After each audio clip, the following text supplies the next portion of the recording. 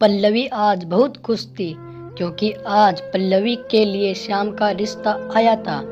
वह खूबसूरत, पढ़ी लिखी और एक समझदार लड़की थी। यही वजह थी कि उसे देखते ही लड़के की मां ने शादी के लिए हाँ कर दी। श्याम भी एक खूबसूरत, पढ़ा लिखा और एक सरकारी नौकर था। पल्लवी के माँ बाप भी इस रिश्ते के लिए राजी हो गए। सब घर वालों ने मुंह मीठा किया और 2 महीने बाद शादी की तारीख रखी गई।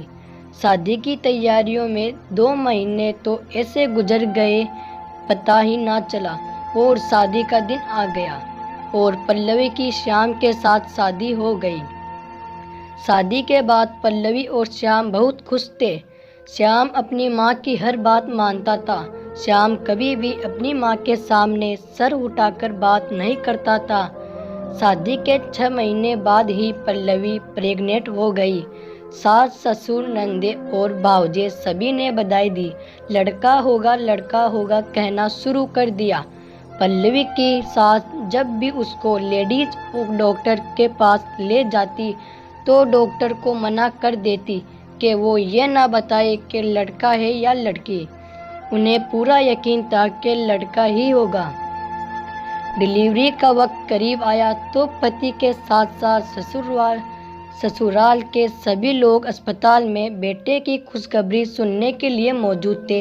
डिलीवरी नॉर्मल हुई और डॉक्टर ने बेटी होने की खबर सुनाई। यह सुनकर पल्लवी की सास का मुंह बन गया। पल्लवी 2 दिन बाद जब घर वापस आई तो खबर मिली कि घर के हालात पहले जैसे नहीं रहे। सास जो इतना प्यार करती थी आज वह मुंह फेर कर बात कर रही थी। खैर, श्याम का व्यवहार पल्लवी के साथ पहले जैसा ही था। श्याम पल्लवी को अपनी बेटी का बहुत ख्याल रखता था। अगले साल पल्लवी फिर दोबारा से प्रेग्नेंट हुई। इस बार भी ससुराल वाले लड़का होगा कह रहे थे। ऊपर वाले का करना ऐसा हुआ कि दोबारा भी लड़की हुई। इस बार सास के साथ साथ नंदों ने भी पल्लवी से मुंह मोड़ लिया और पल्लवी उनके बीच में रहकर उनका रवैया देखती रही। पल्लवी ने ऊपर वाले का शुक्र अदा किया कि डिलीवरी नॉर्मल हुई, वरना ससुराल वाले ऑपरेशन पर उठने वाला खर्चे पे बातें सुना कर निकलवा लेते। पल्लवी के पापा ने जब पल्लवी की सास से बात की कि लड़का हो या लड़की ये तो ऊपर वाले के हाथ में है, आपको तो ऊपर वाले का शुक्र अदा करना चाहिए कि उन्होंने आपके बेटे को बेऔलाद ना रखा। पल्लवी की सास ने बजाय बात को समझने की उल्टा उन्हें ही बातें सुनाई और फिर चुपचाप फोन काट दिया। 1 साल फिर गुजरा तो पल्लवी तीसरी बार फिर मां बनने वाली थी, लेकिन उसको डर था कि कहीं फिर से लड़की ना हो जाए। अब ससुराल वालों ने पल्लवी को यह कहकर मायके भेज दिया कि अगर तुम्हें बेटियां ही पैदा करनी है तो डिलीवरी का खर्चा भी तुम्हारे माँ बाप और भाई ही उठाएंगे। श्याम ने माँ से बात की कि यह सब गलत है तो माँ ने उसे ये कहकर चुप कर दिया कि तू बहुत बदल गया है, लेकिन बस अब बहुत हो गया। अब या तो अपनी के साथ रह या मेरे साथ। श्याम खामोश हो गया। पल्लवी को उसके घर भेज दिया। पल्लवी के माँ बाप जो पहले ही सब कुछ जानते थे, वह अपनी बेटी को दुखी नहीं देख सकते थे। वह तो अपनी बेटी को हर खुशी देना चाहते थे। तीसरी बार भी बेटी हुई। बच्चे के पैदा होने के बाद पल्लवी को उसके ससुराल से उसको कोई देखने नहीं आया। 1.5 महीने की बच्ची को पल्लवी उठाए घर वापस आई तो उसके लिए जमीन बहुत तंग हो चुकी थी। सास उठते बैठते पुरानी बातें निकाल कर ताने देती थी। कभी बारात के खाने को खराब कहा जाता, कभी दहेज को बुरा कहा जाता, घर के हर काम में खराब कहा जाता। उसके पकाए खाने भी अब बुरे लगने लगे थे। पल्लवी बहुत सब्र करती थी और चुपचाप सुनती रही। ज़्यादा मेहनत और सास ससुर की खिदमत करके सास ससुर का दिल जीतना चाहती थी। सारे घर का खाना पकाना और खाना उतार देना, बर्तन धोना, कपड़े धोना और सफाई करना, बस घर का सारा काम पल्लवी के सर था। अब तो श्याम भी पल्लवी से दूर दूर रहने लगा। दिवाली आई तो सभी सामान निकाल कर पल्लवी ने सीढ़ी पर चढ़कर पंखे साफ किए। अपना घर है, साफ होगा, अच्छा लगेगा और घर वाले भी बहुत खुश होंगे। यही सोच सोच कर पल्लवी दिन रात काम में लगी रहती। रोजाना सास के सिर में मालिश करना और ससुर के पांव दबाना पल्लवी की जिम्मेदारी थी। इतना सब कुछ करने के बाद भी लड़का ना होना खानदान के वारिस का ताना चलता रहा।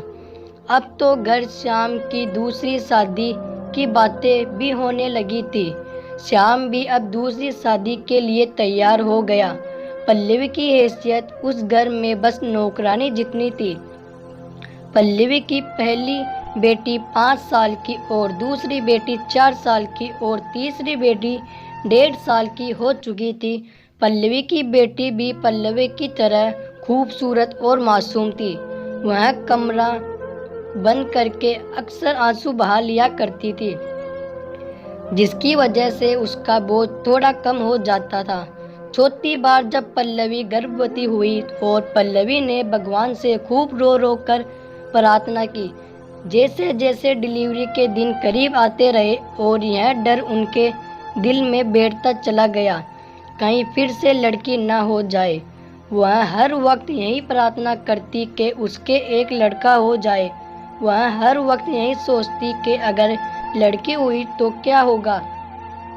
जब डिलीवरी का वक्त करीब आया, उसे यह कहकर उसके माँ बाप के घर भेज दिया गया, अगर इस बार भी लड़की हुई तो तुम्हें हमारे घर आने की ज़रूरत नहीं, तलाक के पेपर तुम्हें घर भेज दिए जाएंगे।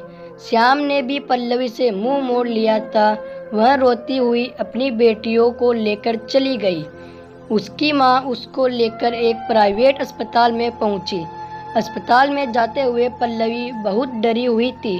डिलीवरी के बाद लेडीज डॉक्टर ने एक नन्हा सा जिस्म पल्लवी के सीने पर रखते हुए कहा, मुबारक हो, बेटी हुई है। यह बोलते ही पल्लवी बर्दाश्त न कर सकी। उसका दिल रुक गया। हार्ट अटैक इतना दर्दनाक था कि वह 40 सेकंड में ही चल बसी। वह 40 सेकंड पल्लवी पर इस तरह गुजरे कि जैसे 40 साल हो।